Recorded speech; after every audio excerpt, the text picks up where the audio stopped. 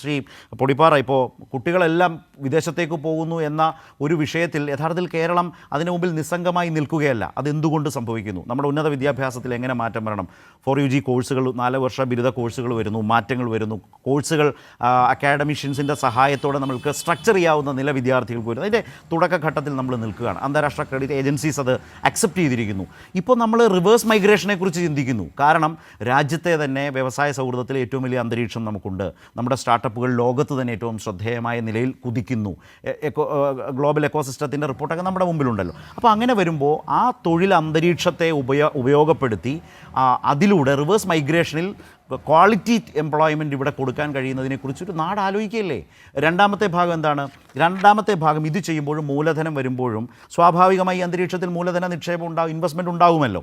ഇപ്പോൾ തന്നെ നമ്മൾ കണ്ടു, ഇൻവെസ്റ്റ് കേരളയിൽ 1,52,000 അന്നത്തെ കണക്കാണ്, അത് വീണ്ടും കൂടി നിക്ഷേപ സാധ്യതകൾ വന്നു. 2 ആഴ്ചയ്ക്കുള്ളിൽ അതിൻ്റെ ക്ലാരിറ്റി പിക്ചർ തരുമെന്നാണ് മന്ത്രി പറഞ്ഞത്. അപ്പോൾ അങ്ങനെ വരുമ്പോൾ ആ മൂലധന നിക്ഷേപങ്ങൾ സ്റ്റേറ്റിൻ്റെ താല്പര്യത്തിന് ഉതകും വിധമേ ആകൂ. അതിലെ ഒരു സർക്കാർ ഉറപ്പ് നൽകേണ്ടത് അത് ചെയ്യുന്നു. അതുപോലെ തന്നെ ഈ സർക്കാർ സേവനങ്ങളുടെ കാര്യത്തിലെ സേവനങ്ങളെ വരുമാനത്തിൻ്റെ അടിസ്ഥാനത്തിൽ, അതായത് ആ നിലയിൽ ടാക്സ് ഏർപ്പെടുത്തുന്ന രീതി, ഇത്തരം ചില കാര്യങ്ങൾ പ്രസക്തമായ ഇന്നത്തെ സാഹചര്യത്തിനനുസരിച്ച് ഒരു സ്റ്റേറ്റ് ചെയ്യേണ്ടതായിട്ടുള്ള ആലോചനകളാണ് എന്ന് താങ്കൾ കരുതുന്നുണ്ടോ ശ്രീ പൊടിപ്പാറ? തീർച്ചയായും. ഇപ്പൊ ജോർജ് ജോസഫ് പറഞ്ഞ കാര്യങ്ങളൊക്കെ ഈ പറഞ്ഞ ചരടുകളില്ലാത്ത നിക്ഷേപവും അരുൺ ചൂണ്ടിക്കാണിച്ച എല്ലാ ഇതിലും 1-ാം സ്ഥാനം, കേരളം എല്ലാവരെയും ചേർത്ത് പിടിക്കുന്ന, അതായത് സമ്പന്നർക്ക് ഈ കൂടുതൽ അതിസമ്പന്നരാക്കുന്നതല്ല എന്നൊക്കെ പറയുന്നത് കേൾക്കുമ്പോൾ നമുക്ക് തോന്നുന്നു എത്ര മനോഹരമായ കാര്യങ്ങൾ. പക്ഷെ സാമ്പത്തിക ശാസ്ത്രത്തെക്കുറിച്ച് അല്പമെങ്കിലും അറിയുന്നവർക്ക് അറിയാം, ഇതെല്ലാം കൂടെ ഒരുമിച്ച് പോകുന്നൊരു കാര്യമല്ല. കാരണം കേരളം മാത്രമല്ല ഇന്ത്യയിലെ സംസ്ഥാനം, ഇന്ത്യ മാത്രമല്ല ലോകത്തിലുള്ള രാജ്യങ്ങൾ. ഇപ്പൊ നമ്മളൊരു ഷെയർ മാർക്കറ്റ് നോക്കിയാൽ തന്നെ നമുക്ക് കാണാവുന്ന കാഴ്ച എന്താ? അവിടെ ഇന്ത്യൻ മാർക്കറ്റിന്റെ പ്രശ്നങ്ങളോ അല്ല ഇന്ത്യൻ മാർക്കറ്റിൽ സംഭവിക്കുന്ന കാര്യങ്ങളോ അല്ലെങ്കിൽ ഇവിടെ കമ്പനികളുടെ പ്രവർത്തനം മോശമാകുന്നതോ നന്നാകുന്നതോ ഒന്നും അല്ല മാർക്കറ്റിൽ ഏറ്റക്കുറച്ചിലുകൾ ഉണ്ടാക്കുന്നത്. ട്രംപ് അവിടെ ഏതെങ്കിലും രീതിയിൽ കയറ്റിറക്കുമതിയെ സംബന്ധിച്ച് ഏതെങ്കിലും ഒരു മാറ്റം വരുത്തുമ്പോഴേക്കും ഇന്ത്യൻ സമ്പദ്ഘടന ഇടിഞ്ഞു പൊളിഞ്ഞു വീഴുന്ന കാഴ്ച നമ്മൾ കാണുന്നത്. അതായത് ഷെയർ മാർക്കറ്റിൽ 8 ലക്ഷം കോടിയും 10 ലക്ഷം കോടിയും ഒറ്റ ദിവസം നഷ്ടപ്പെടുന്ന കാഴ്ച. ഇപ്പൊ ഞാൻ പറഞ്ഞു വരുന്നത് എന്താന്ന് വെച്ചാൽ, ഇവിടെ ഈ ചരടുകൾ ഇല്ലാത്തൊരു സാധനം എന്നൊക്കെ പറയുന്ന മൂലധനം അങ്ങനെ ചരടുകൾ ഇല്ലാതെ കിട്ടുന്നൊന്നും ഞാൻ വിശ്വസിക്കുന്നില്ല. കാരണം തമിഴ്നാട് അതിനേക്കാൾ മെച്ചപ്പെട്ട ഓഫർ കൊടുക്കുമെങ്കിൽ ആ മൂലധനം അങ്ങോട്ട് പോകും. അതുപോലെ തന്നെ ആന്ധ്ര അതിലും നല്ല മെച്ചപ്പെട്ട അന്തരീക്ഷം, കുറഞ്ഞ ഭൂമി വില മറ്റു തുടങ്ങിയ ഒരുപാട് അഡ്വാൻറ്റേജ് ഉണ്ട്. അതുകൊണ്ട് IMFോ ലോകബാങ്കോ അല്ലെങ്കിൽ ADBയോ ഇത്തരം വായ്പകൾ അവരെല്ലാം അംഗീകരിക്കുന്ന വ്യവസ്ഥകളോ ഒന്നും ഞങ്ങൾ അംഗീകരിക്കില്ല. കേരളത്തിന്റെ സവിശേഷമായ ഒരു സാഹചര്യം വെച്ച് ഇവിടെ ഈ പറഞ്ഞ ഒരു ഉപാധികളും ഞങ്ങൾ അംഗീകരിക്കില്ല എന്ന് പറഞ്ഞാൽ കേരളത്തിന് മൂലധനം കിട്ടും. കേരളവും മെയിൻ സ്ട്രീമിനൊപ്പം സഞ്ചരിക്കേണ്ടി വരും. അതാണ് സാമ്പത്തിക യാഥാർത്ഥ്യം. അതിനിടയ്ക്ക് നമുക്ക് ആകാവുന്നോളം പിടിച്ചു നോക്കാന്നൊക്കെ മാത്രമേ ഉള്ളൂ. അതിനപ്പുറത്തുള്ള അത്ഭുതമൊന്നും മൂലധനത്തിന്റെ കാര്യത്തിൽ എവിടെ ഒന്ന് ആലോചിച്ച് നോക്കുക. കിഫ്ബിക്ക് ഫണ്ട് ശേഖരിക്കാൻ ലണ്ടനിൽ പോയിട്ട് എത്ര ശതമാനത്തിനാണ് നമ്മൾ വായ്പ എടുത്തിട്ട് വന്നത്? അതിനേക്കാൾ കുറഞ്ഞ നിരക്കിൽ ഇന്ത്യയിൽ വായ്പ കിട്ടാവുന്ന ഒരു സാഹചര്യം ഉണ്ടായിരുന്നു. അവിടെ ചെന്നിട്ട് നമ്മൾ വായ്പ എടുത്ത് എത്ര ശതമാനം നിരക്കിലാണ്? ഡോളർ നിരക്കിലായിരുന്നു. ഇന്ത്യൻ കറൻസി റേറ്റിൽ 8%-നല്ലേ ഇവിടെ ഭവന വായ്പ കിട്ടൂ, വാഹന വായ്പ കിട്ടൂ. അതൊക്കെ കേരളം അംഗീകരിച്ച അക്കാര്യത്തിലൊന്നും നമ്മൾ തർക്കിക്കണ്ട. ഞാൻ ആ ഒരു തർക്കത്തിലേക്ക് ഇല്ല.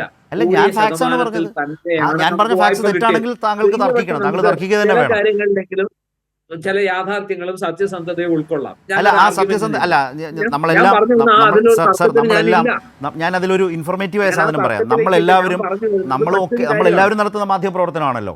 കേരളത്തിൽ കിഫ്ബി ഓരോ ഘട്ടത്തിലും കേരളത്തിൽ കിഫ്ബി പുതിയ പ്രോജക്റ്റുകളുമായി മുന്നോട്ട് പോയപ്പോൾ സ്റ്റേറ്റ് ഗ്യാരണ്ടി വന്ന ഘട്ടത്തിൽ നമ്മുടെ ബാങ്കുകൾ വളരെ താല്പര്യത്തോടെ മുന്നോട്ട് വന്നു. ആ താല്പര്യത്തിൽ മുന്നോട്ട് വന്നപ്പോൾ നമ്മൾക്ക് നമ്മുടെ പ്രോജക്റ്റിന് പണം കണ്ടെത്താൻ ബുദ്ധിമുട്ടുണ്ടായില്ല. പക്ഷേ ഇത് മികവാർന്ന നിലയിൽ മുന്നോട്ട് പോയതോടെ സ്വാഭാവികമായും കേന്ദ്രത്തിൻ്റെ കണ്ണിൽപ്പെട്ടു. അതോടുകൂടി നമ്മുടെ ബാങ്കുകൾ മുൻപ് നൽകിയ ഉറപ്പുകൾക്കനുസരിച്ച് നമ്മൾ ജനങ്ങളോട് പ്രഖ്യാപിച്ച, നമ്മൾ എന്ന് പറയുമ്പോൾ സർക്കാർ എന്ന നിലയിൽ കണ്ട, കേരളം എന്ന നിലയിലാണ് ഞാൻ പറയുന്നത്, പ്രഖ്യാപിച്ച പദ്ധതികൾക്ക് പണം മുടക്കാൻ ആദ്യത്തെ ഉറപ്പിനനുസരിച്ച് ബാങ്കുകൾ തയ്യാറാകാതെ വന്നു. പക്ഷേ ഇവിടെ ജനങ്ങൾക്ക് ഉറപ്പ് കൊടുത്തു. 75,000 കോടി, 80,000 കോടി, 60,000 കോടിയുടെ അടിസ്ഥാന സൗകര്യ വികസനം നടക്കാൻ പോകുന്നു. പാലം വരുന്നു, ആശുപത്രി വരുന്നു, റോഡ് വരുന്നു, സ്കൂൾ വരുന്നു. ജനങ്ങളത് പ്രതീക്ഷിച്ച് നിൽക്കുക. ബാങ്കുകൾ വിഡ്രോ ചെയ്തു. പണം എവിടെ? അവിടെയാണ് ഒരു ബദൽ എന്ന നിലയിൽ നമ്മൾ ലണ്ടൻ സ്റ്റോക്ക് എക്സ്ചേഞ്ചിലേക്ക് പോയത്. ഇന്ത്യൻ കറൻസി റേറ്റിൽ എല്ലാ സംസ്ഥാനങ്ങൾക്കും പോയി വാങ്ങിച്ചെടുക്കാൻ കഴിയുന്ന ഒരു പണത്തിൻ്റെ സോഴ്സിനെ നമ്മുടെ സ്റ്റേറ്റ് ഉപയോഗിക്കുകയാണ് ചെയ്തത്. അവർ നിഷ്കർഷിച്ച വർഷത്തിനുള്ളിൽ അതുപോലെ തിരിച്ചു കൊടുത്തു. ഡോളർ ടേംസിലല്ല പലിശ, ഇന്ത്യൻ കറൻസി റേറ്റിലാണ്. അങ്ങനെ സാധ്യതകളെ ഉപയോഗപ്പെടുത്തിയതാണ്. ഞാനൊരു ഫാക്ട് പറഞ്ഞതാണ്. നിങ്ങൾക്ക് ആർക്കെങ്കിലും ഞാൻ പറഞ്ഞത് തെറ്റാണെങ്കിൽ തിരുത്താം, പൂർണ്ണ സ്വാതന്ത്ര്യമാണ്. താങ്കൾ ഫാക്ടാണ് പറഞ്ഞുകൊണ്ടിരിക്കുന്നത്. ശരത്ത് വളരെ വൺ സൈഡഡ് ആയിട്ടുള്ള ഞാനൊരു സിപിഎമ്മിന്റെയും സാർ എന്താണിത്? ഞാൻ പറഞ്ഞത് ഈ നാട്ടിൽ നടന്നൊരു കാര്യമാണ്. ഫാക്ടുകളാണ് അവതരിപ്പിക്കുന്നത്. ഞാൻ അതിനൊന്നും തർക്കിക്കാനില്ല. കാരണം ഞാൻ ഇതെല്ലാം ആധികാരികമായിട്ട് പറയാൻ പോകുന്ന ഒരു സാമ്പത്തിക വിദഗ്ധനല്ല, എന്റെ സബ്ജക്റ്റും അതല്ല. ഞാൻ അതുകൊണ്ട് അതിലേക്ക് പോകുന്നില്ല. ഞാൻ പറഞ്ഞു വരുന്നത് എന്റെ സാമാന്യ അറിവ് വെച്ചുകൊണ്ട് ഈ മൂലധനത്തിന്റെ കാര്യത്തിൽ മൂലധന നിക്ഷേപം ഒന്നാമത്തെ പ്രശ്നം ഈ മാറ്റം എന്ന് പറയുന്നത് അടിസ്ഥാനപരമായിട്ടുള്ള ഒരു രാഷ്ട്രീയ മാറ്റം കൂടിയാണ്. അതായത് കമ്മ്യൂണിസ്റ്റ് പാർട്ടികൾ മൂലധനത്തെ ഉപാധികളില്ലാതെ വ്യവസ്ഥകളില്ലാതെ സ്വാഗതം ചെയ്യുന്നത് തന്നെ ഇതുവരെ തുടർന്നു വന്ന മുൻഗണനകളിൽ നിന്നുള്ള പ്രയോറിറ്റികളിൽ നിന്നുള്ള വലിയ വ്യത്യാസമാണ്. ഏതൊക്കെയാണോ നമ്മൾ ഇതുവരെ മുന്നോട്ട് വെച്ചത്, എന്തിനെയൊക്കെയാണോ കമ്മ്യൂണിസ്റ്റ് പാർട്ടിയും നയങ്ങളും എന്ന പേരിൽ നമ്മൾ ഉയർത്തിപ്പിടിച്ചത്, അതിനെയൊക്കെ മറന്നുകൊണ്ട് കഴിഞ്ഞ കാലങ്ങളിൽ ഏതിന്റെയൊക്കെ പേരിലാണോ മറ്റ് കമ്മ്യൂണിസ്റ്റ് പാർട്ടികൾ വ്യത്യസ്തമായ ഒരു പാർട്ടിയാണ് അതെ, അതിനെല്ലാം മാറ്റി നിർത്തിക്കൊണ്ട് അടിസ്ഥാന വർഗത്തിന് പകരം മധ്യവർഗത്തിലേക്ക് ഊന്നൽ പോകുന്നു. വികസനം എന്ന് പറയുന്നത് ആണ് ഏറ്റവും പ്രധാനപ്പെട്ട കാര്യം, അല്ലാതെ സാമൂഹ്യ നീതിയാണ് ഏറ്റവും പ്രധാനം എന്ന് പറഞ്ഞു വെച്ച ഒരു കാഴ്ചപ്പാടിൽ നിന്ന് വ്യത്യസ്തമായിട്ട് വികസനമാണ് സർവ്വം, വികസനം മാത്രമാണ് ഏക വഴി, അതല്ലാതെ മറുപടി പറയണം. രണ്ട് മൂന്ന് കാര്യം അതായത് ശ്രീ പൊടിപ്പാറ ആദ്യത്തേതിനേക്കാൾ വിമർശനം കടുപ്പിച്ചു, ആദ്യത്തേതിനേക്കാൾ ശക്തമായി വിമർശനം കടുപ്പിച്ചു. ഈ വിമർശനത്തെയും കേരളത്തിൽ നിങ്ങൾ നേരിടേണ്ടി വരും, യാതൊരു സംശയവുമില്ലല്ലോ. ഇപ്പോൾ തന്നെ നടക്കുന്ന ചർച്ചകളുടെ ചില സാമ്പിളുകൾ ഞാനൊന്ന് പറയാം അരുണിൻ്റെ ശ്രദ്ധയിലേക്ക്. ഇപ്പോൾ സെസ്സിൻ്റെയൊക്കെ കാര്യത്തിൽ പറയുന്നുണ്ടല്ലോ, ഈ സെസ് അല്ലെങ്കിൽ സർചാർജും സെസ്സും ഒന്നും സംസ്ഥാനങ്ങൾക്ക് കേന്ദ്രം ഷെയർ ചെയ്യുന്നില്ല. നമ്മൾ ഈ താരിഫൊക്കെ വെക്കുന്നു, സർക്കാർ സേവനങ്ങൾ പണമുള്ളവന് പണമില്ലാത്തവന് ഈ തരത്തിലൊക്കെ വെക്കുമ്പോൾ അത് അമിതഭാരമാകുമെന്നൊരു ജനറലൈസേഷൻ ഇപ്പോൾ തന്നെ ചർച്ചകളിൽ ആരംഭിച്ചു കഴിഞ്ഞിട്ടുണ്ട്. നയരേഖയിൽ തന്നെ ഒരു വ്യതിയാനമോ ഇപ്പോൾ പൊടിപ്പാറ പറഞ്ഞതുപോലെ സംഭവിക്കുകയാണോ കേരളത്തിൽ CPIM എന്ന നിലയിലെ ചോദ്യങ്ങൾ ചോദിച്ചു തുടങ്ങിയിട്ടുണ്ട്. അരുൺ, മറുപടി. അല്ല, അവിടെ ഒരു കാര്യം കൂടെ ഞാൻ ചൂണ്ടിക്കാണിച്ചിട്ട് അരുൺ മറുപടി പറയുന്നതായിരിക്കും നല്ലത്. ഭൂരിപക്ഷത്തിന്റെ പാർട്ടിയായിട്ട് അരുൺ ഒരു നിമിഷം, അരുണിന് അത് സൗകര്യമാവും തോന്നുന്നു. അരുൺ അത് സൗകര്യമാവും, അദ്ദേഹത്തിന് എന്തോ ഒരു കാര്യം പ്ലീസ് അരുൺ ഒരു സെക്കൻഡ്. ഫീസ് കൂടുതൽ ചുമത്തുക, സമ്പന്നർക്ക് കൂടുതൽ ഭാരം കൊടുക്കുക, കേൾക്കുമ്പോൾ വളരെ നീതിയാണ്, അതാണ് ന്യായമായിട്ട് തോന്നുന്നു. നമ്മളിപ്പോ ഈ പ്രോഗ്രസീവ് ടാക്സേഷൻ എന്ന് പറഞ്ഞുകൊണ്ട് ചെയ്യുന്ന എന്താ, broadest shoulders should bear the heaviest burden എന്നുള്ളത് സാമ്പത്തിക ശാസ്ത്രത്തിലെ അടിസ്ഥാന നിയമങ്ങളിലൊന്നാണ്. അതിനാണ് നമ്മൾ ഈ പറഞ്ഞ പോലെ പ്രത്യക്ഷ നികുതി, ഇൻകം ടാക്സ് പോലുള്ള ആ കാര്യങ്ങളിൽ, വെൽത്ത് ടാക്സ് പോലുള്ള സമ്പന്നർക്ക് മേൽ അത്തരം നികുതികൾ അവരുടെ വരുമാനം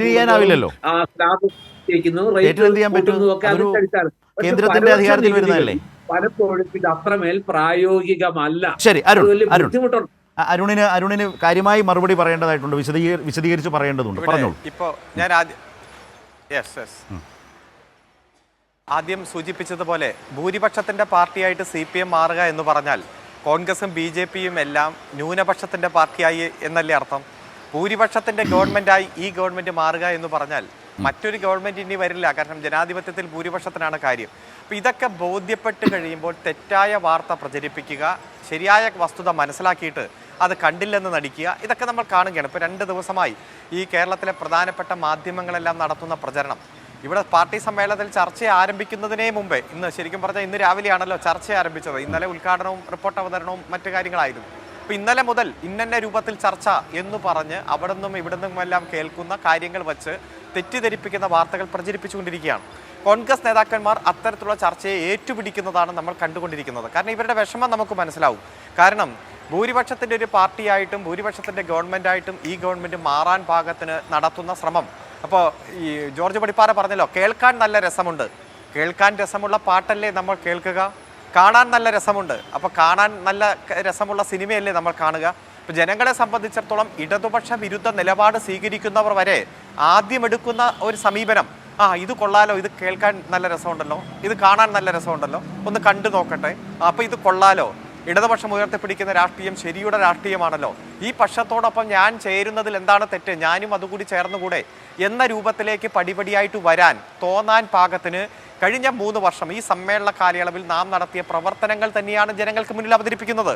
ഇപ്പോൾ ഈ നവകേരളത്തെ നയിക്കാൻ പുതുവഴികൾ എന്നുള്ള രേഖയിൽ തന്നെ കഴിഞ്ഞ 3 വർഷം നടത്തിയ പ്രവർത്തനങ്ങൾ തന്നെയാണ് ജനങ്ങൾക്ക് മുന്നിൽ അവതരിപ്പിച്ചിരിക്കുന്നത്. 28ാം സ്ഥാനത്ത് നിൽക്കുന്ന വ്യവസായ സൗഹൃദ കേരളം അത് 15ാം സ്ഥാനത്തേക്കും 1ാം സ്ഥാനത്തേക്ക് എത്തുക എന്ന് പറഞ്ഞാൽ നമുക്ക് സങ്കല്പിക്കാൻ കഴിയുന്ന കാര്യമാണോ?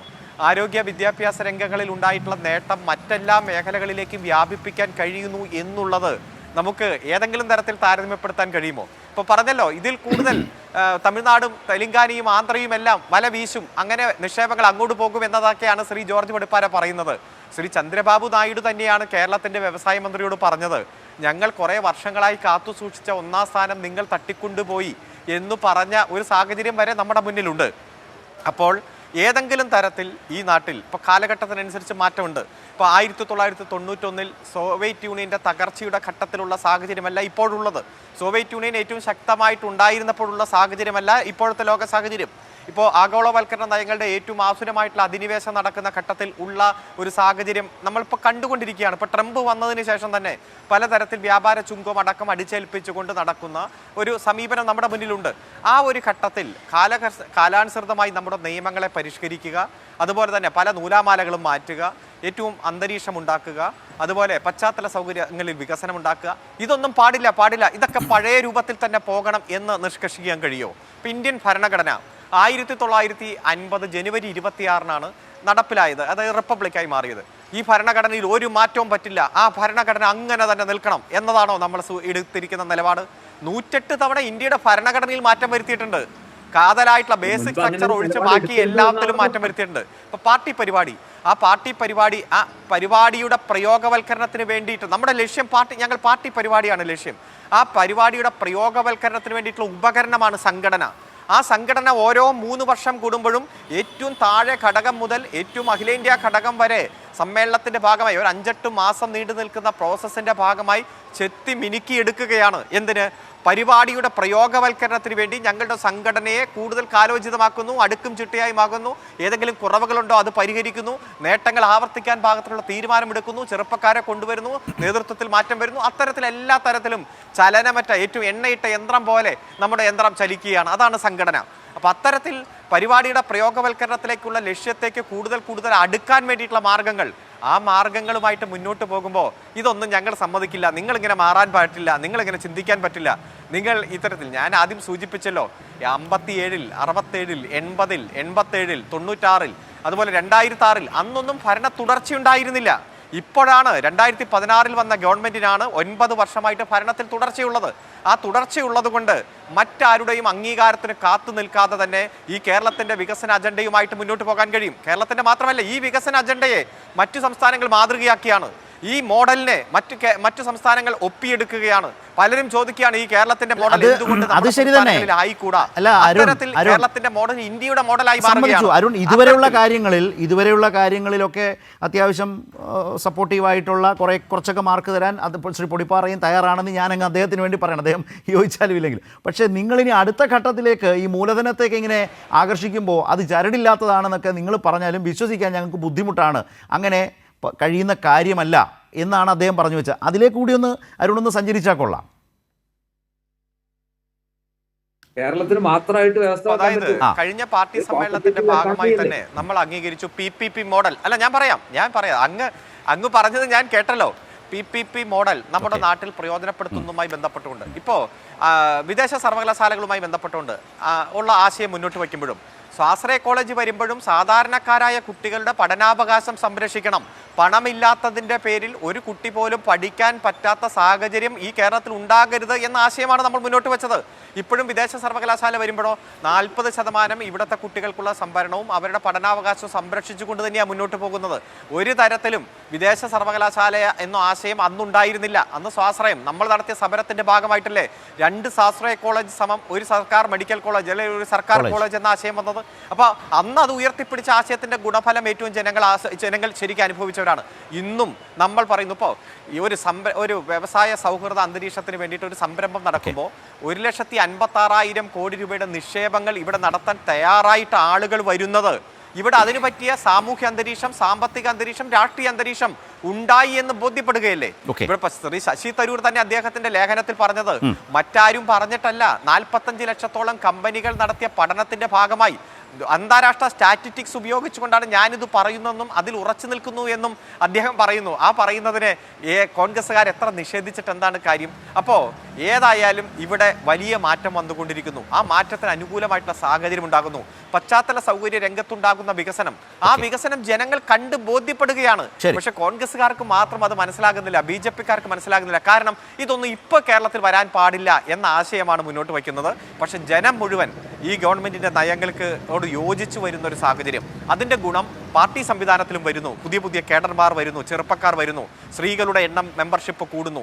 അതുപോലെ ചെറുപ്പക്കാർ, വ്യത്യസ്ത മേഖലകളിൽ പ്രൊഫഷണൽ ആയിട്ടുള്ള അഭ്യസവിദ്യർ പാർട്ടിയുടെ ഭാഗമായിട്ട് അണിനിരക്കുന്നു. ഇതെല്ലാം ഏറ്റവും നല്ല ലക്ഷണമാണ്. ഞങ്ങളുടെ പരിപാടിയുടെ പ്രയോഗവൽക്കരണത്തിന് വേണ്ടി ഞങ്ങളുടെ സംഘടനയെ കൂടുതൽ അടുക്കും ചിട്ടയാക്കി ഞങ്ങൾ 2 ദിവസത്തോടെ സമ്മേളനം കഴിഞ്ഞ് പിരിയുമ്പോൾ ഏറ്റവും മികച്ച സംഘടനയായിട്ട് ഞങ്ങൾ മാറും. മറ്റു പ്രസ്ഥാനങ്ങൾക്കൊന്നും സ്വപ്നത്തിൽ പോലും കാണാൻ പറ്റാത്ത തരത്തിൽ ഏറ്റവും അച്ചടക്കമുള്ള അടുക്കും ചുട്ടിയുള്ള സംഘടനയായിട്ട് ഈ സംഘടന മാറും.